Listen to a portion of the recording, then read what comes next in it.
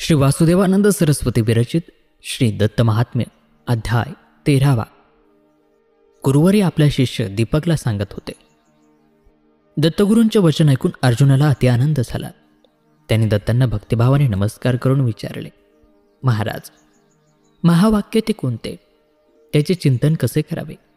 त्या चिंतनाने ब्रह्म प्रत्यक्ष प्राप्त होते म्हणता, ते कसे ते मला सांगावे, अशी माझी प्रार्थना आहे.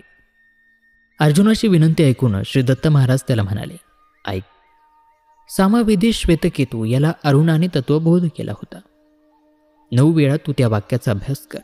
ते तूच आहेस असे ते वाक्य आहे. ते युक्तीने उपदेशी लिहिले आहे. ते महावाक्य तू समजून घे. या वाक्याकडे आदरपूर्वक चित्त दे, त्याने तुला साक्षात्कार होईल. या भवसागराच्या पार तू नक्की उतरशील असा निर्धार तू कर. नित्य काय आहे, अनित्य काय आहे याचा विचार करणे हे पहिले साधन होय. जे जे ऐहिक आणि पारलौकिक भोग आहेत त्यांचा सर्वथा अनादर करावा. ज्याचे नाव इह, अमूत्र, अर्थ, विराग असे आहे त्या दुसऱ्या साधनाचा अभ्यास करावा. विषयांची विरक्ती जर नसेल तर ध्यानयोग कसा घडेल? मनाचे शमन करावे, इंद्रियाचे दमन करावे, व्यवहाराकडे मन लावू नये, शीत उष्णाधिक विषय संवेदना सहन कराव्यात, गुरुवचनावर श्रद्धा ठेवावी, चित्तात समाधान असावे. या 6 गोष्टी म्हणजे तिसरे साधन होय. माझी मुक्ती व्हावी ह्या विचाराने मन फार अधीर होते. मुमुक्षुपणा हेच ते साधन होय. हे 4थे साधन. मोक्षशास्त्रात याप्रमाणे 4 साधने सांगितली आहेत. ही 4 प्रकारची साधनं अंगी बाणवावी. गुरुला शरण जावे, सद्भावाने त्याला वंदन करावे व महावाक्याची विचारणा करावे. सद्गुरु शब्द ज्ञानात पंडित असावा आणि अपरोक्ष अनुभूतीने संपन्न असावा. असा जो असेल तोच शोधून जाणून त्याचे चरण धरावे. उद्धटपणा सोडून भावभक्तीने गुरुसेवा करावी, म्हणजे गुरु तत्वज्ञानाचे श्रवण घडवतील आणि त्याने संसार भ्रमाचे निरसन होईल. 6 लक्षणे आणि तात्पर्य यांचे आकलन करणे म्हणजे श्रवण होय. उपक्रम, उपसंहार, अभ्यास, अपूर्वता, फल, अर्थवाद, उपपत्ती ही 6 लक्षणे आहेत. गुरु त्या सर्वांचे श्रवण शिष्याला घडवतील.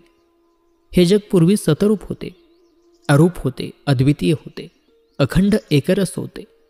असा उपक्रम करावा. हे सर्व जगच ब्रह्मात्मक आहे, हेच आपले रूप असून तोच सत्य असा आत्मा आहे हा उपसंहार जाणावा. उपक्रम उपसंहार मिळून 1 लक्षण झाले असे तू लक्षात घे. आता अभ्यास म्हणजे काय ते सांगतो. शरीर हे अन्नमय असून जलत्व हे त्याचे कारण होय. जलाचे कारण तेजस्त्व होय आणि त्याचेही कारण सतब्रह्मा होय. या प्रजा सत्यमूलक आहेत. सत्याबरच त्या प्रतिष्ठित आहेत आणि त्या सत्यरूप सदनातच राहतात. असा एक प्रकारचा अभ्यास आहे. दुसरा अभ्यास असा आहे की सर्व नद्या ज्या आहेत त्या आपण त्यांची नावे, स्थाने आणि रूप यावरून ओळखतो. कृष्णा, गोदा, नर्मदा, गंगा ही नावं लोक व्यवहारात वापरतात.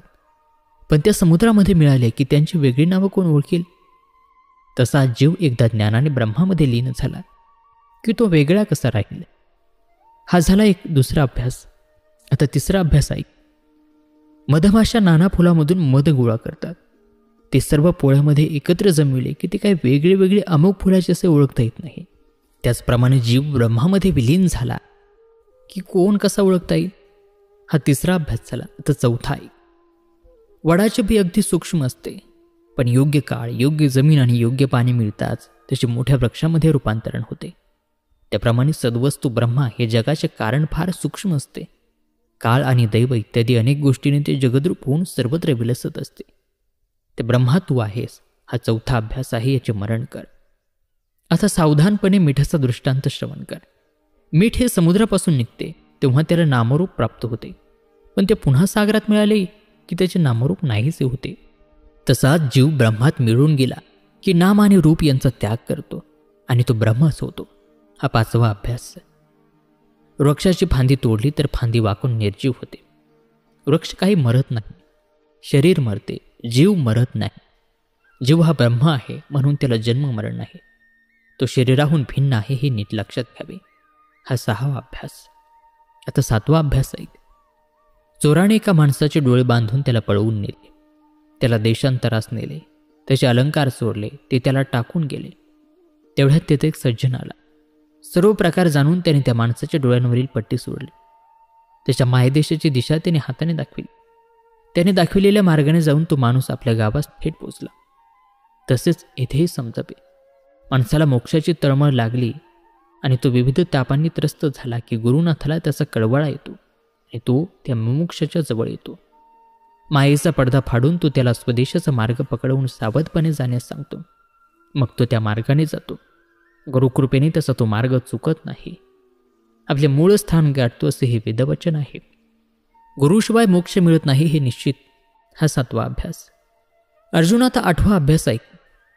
माणसाचा मृत्यू जवळ आला म्हणजे त्रिदोष एकदम वाढतात, ते प्रतिकूल होतात. त्यामुळे माणूस फार व्याकुळ होतो. त्यावेळी इंद्रिय वृत्ती आत आत ओढल्या जातात आणि मनामध्ये लपतात. मनही प्राणामध्ये लीन होते. प्राण तेजात विलीन होतो. तेजही परब्रह्मात लीन होते. मग कोण कुणाला वेगळेपणाने ओळखेल? त्याच्याजवळ त्याची स्त्री पुत्र रडतात. आमच्याकडे पहा म्हणून म्हणतात, पण त्याची लीन झालेली दृष्टी मागे जगाकडे वळत नाही. तसंच अभ्यास करता करता देहाचे भानही उरत नाही. इंद्रिय चित्तामध्ये लीन होतात. चित्त प्राणामध्ये लपते. प्राण तेजात लपतो. तेज परदेवता म्हणजे ब्रह्म त्यात लीन होतो. हे सर्व अनुकूलतेच्या अभ्यासाने होते. तेव्हा सर्वत्र अखंड एकर सत्ता असते. त्यावेळी कोणी कोणाला ओळखत नाही. मरणामुळे जरी सर्व काही विस्मृतीत गेले तरी माणूस पुन्हा जन्ममरणांचे क्लेश भोगत जातो. अभ्यासाने जर तो मनुष्य स्वरूपी लीन झाला तर त्याचे देहभान हरपते. त्याला मग पुनर्जन्म घ्यावा लागत नाही. हा 8वा अभ्यास झाला. आता 9वा अभ्यास ऐक. एका माणसाने चोरी केली अशा आरोपावरून राजाच्या शिपायांनी त्याला पकडून नेले. तो गुन्हा काही कबूल करीत नव्हता म्हणून त्याला तापलेला लोहदंड हातात धरायला लावला. त्याने त्याचा हात जळाला. पापाचे फळ हे असे असते. मग त्याला एक शिक्षा केली. पण जर त्याने चोरी केली नसेल तर त्याचा हात जळत नाही. त्याचा हात जळत नाही हे पाहून शिपाई त्याला सोडून देतात.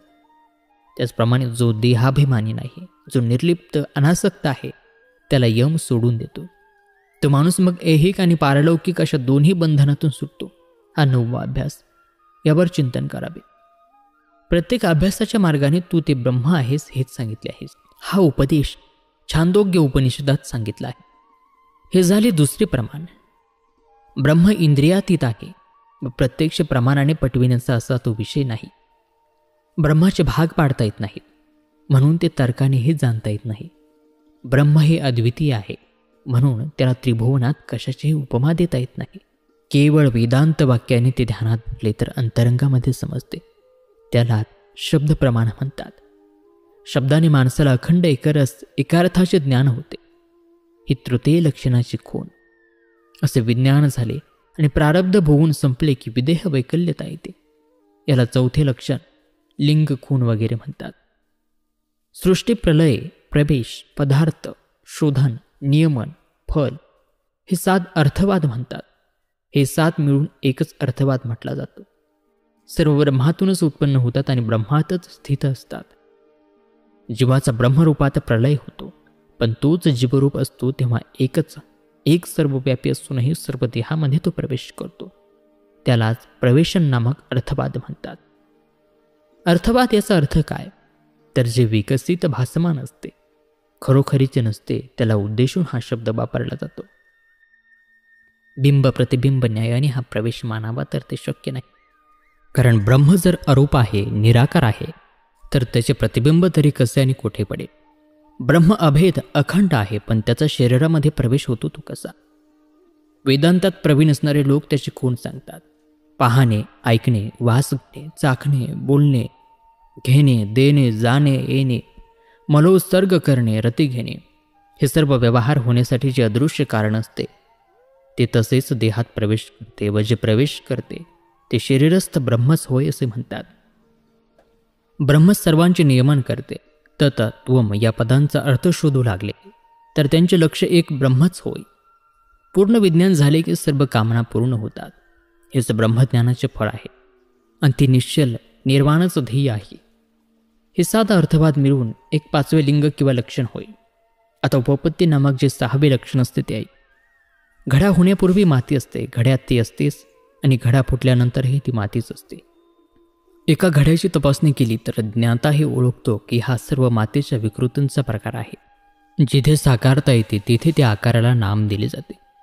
तसे ब्रह्मा याचे ज्ञान झाले की सर्व काही कळून येते ते 6वे लक्षण. यांच्या साह्याने श्रवण करावे, त्याचप्रमाणे तात्पर्य ध्यानात घ्यावे. मग सद्भावनेने श्रवण केल्यास संशयाचा नाश होतो. आता महावाक्याचे विवरण ऐक. तत या पदाने ब्रह्मा निर्दिष्ट होते. त्वम पदाने जीवात्मा दर्शविला जातो. तत्वमसी हे श्रुतीचे वचन प्रसिद्ध आहे. अंतःकरण आणि त्याच्या वृत्ती ज्याला साक्षीपणाने कळतात व ज्याची चैतन्य मूर्ती त्वम पदार्थ आहे हे जाणून घे. स्वतःसाठी ज्याला पुत्र दारा अगदी प्रिय असतात व तत्पदासाठी प्रिय नसतात, ज्याला आत्मा अत्यंत प्रिय असतो तोच त्वम होय. आता मी तत या पदाविषयी निरूपण करतो. ते पद जाणले असता सर्व अनर्थ नष्ट होतो. तत म्हणजे एकच एक असलेली ब्रह्म होय. अतत म्हणजे अनेक प्रकारचे द्वैत. ते दूर करायचे असते त्याला अतत व्यावृत्ती असे म्हणतात. अतत व्यावृत्तीच्या अतिरेक मार्गाने आणि ज्ञानगुरूच्या मुखाने ऐकून ततपद जाणावायचे आणि ब्रह्मरूप स्वतःच व्हावायचे आहे. तो विष्णू आहे. संसाराची जी उत्पत्ती स्थिती आणि लयादी धर्म आहेत त्यांनी तो रहित आहे. तसेच स्थूल आहे की सूक्ष्म आहे या प्रकारे त्याची ओळख पटविता येत नाही. सदृश्य अचिंत्य इत्यादी प्रकारे जो वर्णिला जातो तो तत्पदार्थ आहे हे जाणा. ज्याच्या आनंदाला मर्यादा नाहीत, जो आत्मरूप सतरूप चितरूप व आनंदरूप आहे तोच परमात्मा म्हणून ओळखला जातो. व जो भूमा म्हणजे सर्व व्यापक आहे तो जो तत्पदार्थ होय. जो सर्व जाणतो, जो ईश्वराचा जो सर्वांचा ईश्वर आहे आणि सर्व शक्तिमान आहे, ज्याला सर्वत्र समत्व आहे तोच तत्पदार्थ आहे. तत्पदाने सर्वज्ञता आणि अप्रत्यक्षता अदृश्यता दर्शवितात आणि त्वम पदाने किंचित ज्ञाता आणि इंद्रियांना प्रत्यक्ष करणारा असे निर्दिष्ट करण्यात येते. जो अविकारी असून सर्व शरीरात जीवरूपाने वर्तमान असतो व सर्वांवर नियंत्रण ठेवतो तोच तत्पदार्थ होय. ज्याचे सर्वज्ञता ते गुण असतात तो तत्पदाचा वाच्यार्थ आणि सत्यज्ञान आनंद आदी लक्षणे हे तत्पदार्थे लक्षार्थ होतं. त्या दोघांमध्ये लक्षार्थात विरोध नाही, पण वाच्यार्थात एक फरक आहे. म्हणून लक्षणावृत्ती इथे अखंड एकरस बोध करून देते. हे निर्बाध सत्य आहे. तत् व त्वम या दोन्ही पदातील विरोधी गुणलक्षणे टाकून अविरोधी गुण तेवढे घ्यावे. हे या महावाक्याचे तत्त्व जे जाणतात तेच तरतात. ते ब्रह्मा मीच व मी ते ब्रह्माच असे शिष्याने जाणावे, असा या महावाक्याचा उपदेश आहे. योगाभ्यासाने मन स्थिर करून असे ध्यान केले तर जीवाचे बंधन तुटून तात्काळ अढळ स्थान मिळते. आणि श्रोतो, याचबरोबर श्री वासुदेवानंद सरस्वती विरचित श्री दत्त महात्म्य ग्रंथाचा 13वा अध्याय या ठिकाणी समाप्त होत आहे. उर्वरित कथाभाग पुढील अध्यायात. तोपर्यंत नमस्कार, धन्यवाद. श्री गुरुदेव दत्त.